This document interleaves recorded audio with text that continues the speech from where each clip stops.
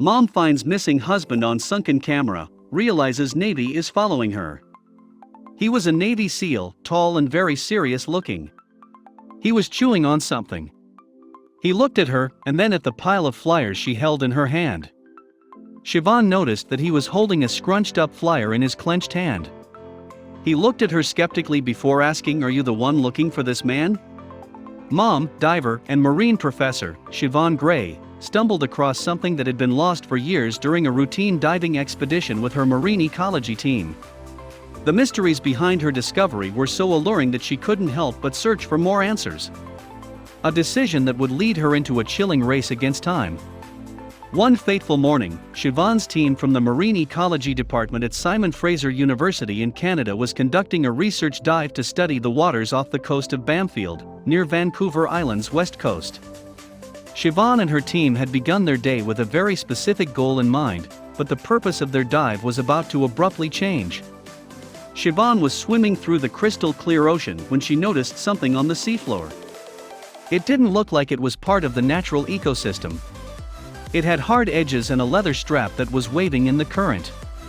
Intrigued, she swam down towards it. She examined it further and then lifted it out of the sand. She was astounded to see a round lens. It was a camera. Algae and sea life had totally encrusted its rusted metal exterior. It looked very old. She had no idea how long it must have been resting there or why, but she would find out soon. Siobhan stashed the rusted camera in her pocket and continued with her research. But she couldn't stop thinking about what was in her pocket. Once all the divers from Siobhan's team returned to the boat, she revealed what she found. Everyone gathered around to look at the find, but unlike Siobhan, they weren't much interested. However, Siobhan knew there was more to this camera than meets the eye.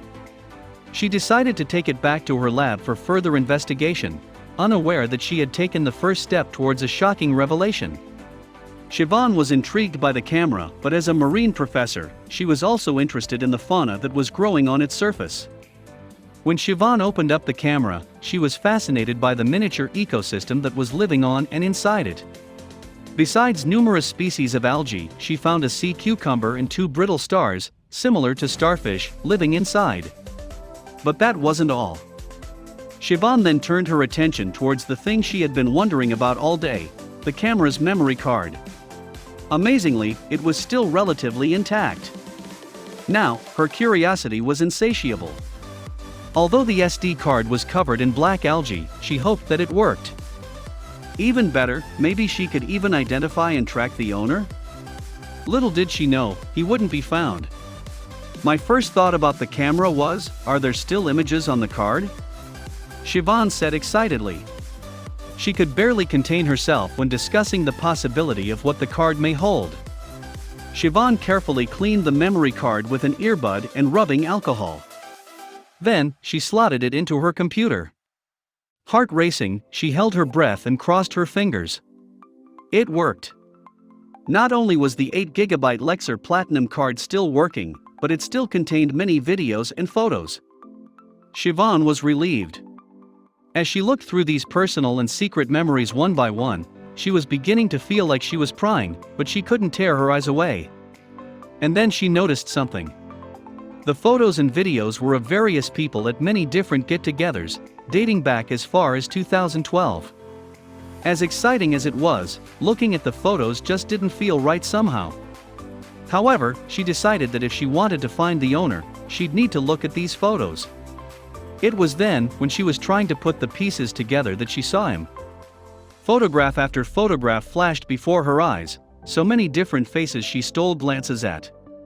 But then she began to see a pattern. There was one man who kept reappearing. He kept reappearing as she had reached the end. She knew she needed to look for this man. But she had no idea where to begin. How was she going to do this? Siobhan knew that she needed to do her best to track down the camera's owner. But she had no idea that she was about to unleash a story that was meant to stay hidden. Siobhan decided that the best chance she had of finding this man was to take her search to social media. She began to tweet out some of the photos using the hashtag detectives. Unaware of the impending consequences.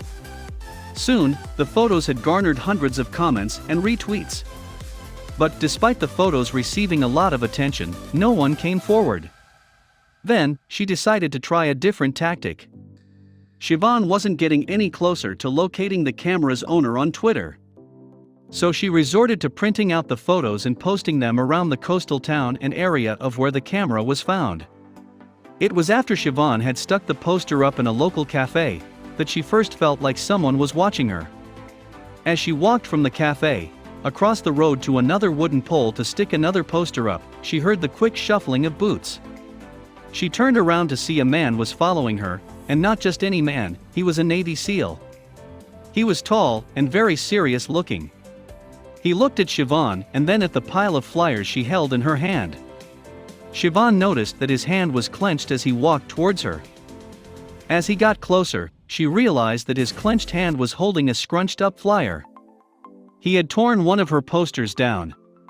He looked at her inquisitively, she looked at him the same. Before she could ask him why he tore down one of her posters, he reached out his hand and said, "Are you the one looking for this man?" Siobhan told him that she was. "You don't know?" he asked. Siobhan could only reply in confusion when he explained the mysterious missing case of the man she was looking for. The man she was looking for was Paul Burgoyne, an artist from Vancouver. The Navy man explained to Siobhan how his wife had been looking for him. He had gone out on a fishing trip and never returned until the Navy found him. But the reason for his disappearance is still unknown. This piece of information only made Siobhan more intrigued, so she kept digging. One morning in 2014, 2 years later, Siobhan got a phone call that finally put an end to the mysterious missing case of Paul Burgoyne.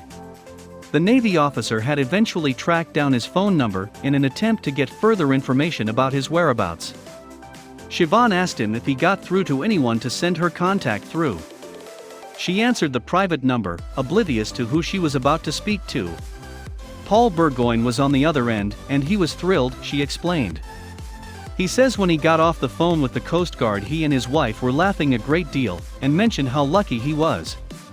But it was only when Siobhan heard his harrowing tale that she understood what happened to him and why the Navy were involved. It turned out that Paul was an extremely lucky man. He told Siobhan the story of how he had lost his camera. On July 20, 2012, Paul was sailing to his summer home in Tassos, British Columbia. His trip had gone without a hitch until he ran into a spot of bad weather. With the sea growing turbulent, his boat was thrown against some rocks. He subsequently lost his camera in the wreck. When Paul's boat crashed against the rocks, they smashed his hull apart. Paul found himself stranded in the freezing cold water and developed hypothermia. It was lucky that patrons at a nearby inn spotted him and called the Coast Guard. But it was only 6 hours later that he was rescued and brought back to shore. Paul was thankful that he had made it out alive, but he had lost hundreds of personal possessions in the wreck. Over the years, and although it hurt him deeply, he had grown to accept what had happened. He was most heartbroken about his camera. But after he had gotten the call from the Navy officer informing him that his camera had been found, he couldn't believe his luck. The photographs on Paul's camera didn't depict an ordinary family reunion. In fact, they had been taken when he and his family had scattered his late mother's ashes. And the photographs served as a reminder to be thankful. After all, he had nearly lost his life on the night that he had lost his camera. Siobhan was very careful to back up the contents of the SD card before they had handed it over to the officer. "That card seems to be a little unlucky," she laughed. Paul is delighted to have his precious memories back. He never thought he would ever see those bittersweet photographs ever again until fate stepped in. Paul is one lucky man.